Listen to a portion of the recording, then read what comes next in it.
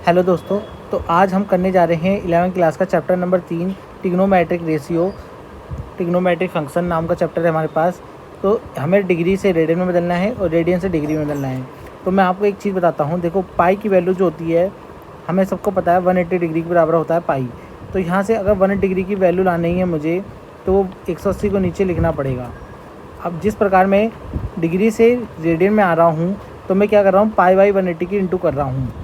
उसी प्रकार अगर मुझे रेडियन से 1 रेडियन की वैल्यू निकालनी है, तो मैं 1 पाई से डिवाइड कर दूंगा। यहाँ पे यानी कि 1 रेडियन लिखा है, 1 रेडियन यूनिट है। यानी कि थीटा एंगल को हम दो चीज़ यूनिट में नाप रहे हैं, मेजरमेंट कर रहे हैं, रेडियन और डिग्री में। अब दोनों को हमें एक दूसरे से कन्वर्ट करना आना चाहिए। तो दोनों का तरीका यहाँ पर दे रखा है। तो सबसे पहला सवाल है हमारा, डिग्री से रेडियन में लाना है। डिग्री से रेडियन में लाना है। आपके सामने से 25 डिग्री रेडियन 25 डिग्री दे रखा है, और फॉर्मूला मैंने आपको ड्राइव करके दे दिया कि 1 डिग्री बराबर 25 पाई बाई 180। तो आप 25 से इंटू कर दो, ऊपर वाले में 25 डिग्री हो जाएगा। यहाँ पर भी 25 से इंटू करनी पड़ेगी, क्योंकि इस इक्वेशन में आपको 25 से इंटू करी आपने, 25 से मल्टीप्लाई कर दी, दोनों तरफ करनी पड़ेगी।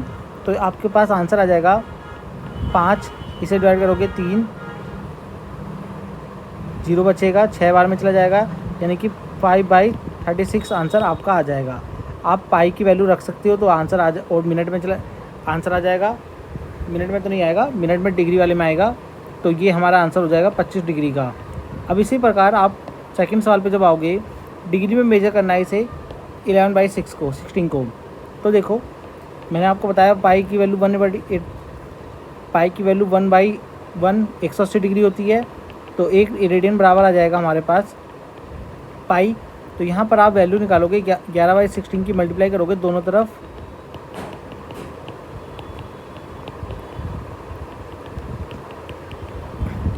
अब डिग्री में आ रहा है आंसर, क्योंकि पाई से पाई तो रेडियन से हमारी वैल्यू कट जाएगी।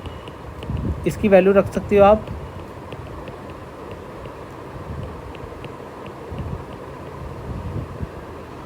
आपके पास क्या आंसर दिख रहा है, 7/90/16।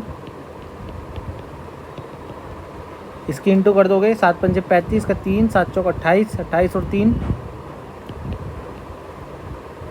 डिवाइड करोगे आप।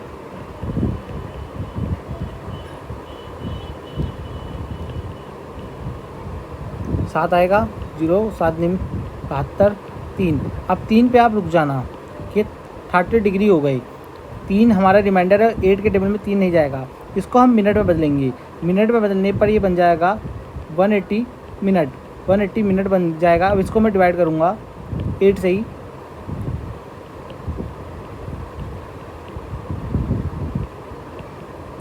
अब फिर रुक जाऊँगा, क्योंकि 4 तो आएगा नहीं, ये 22 मिनट्स हो गए। अब मैं फिर से डिवाइड करूँगा, 60 से एक और इंटू करूँगा, ये 240 बन जाएगा। और 8 ये 24, 0 रह जाएगा। तो मेरे पे आंसर दिख रहा है मेरे पास 30 सेकंड। तो ये मेरा आंसर आ जाएगा। आई होप आपको समझ में आ गया होगा। नहीं आया तो हम 1-2 सवाल और करेंगे इसके।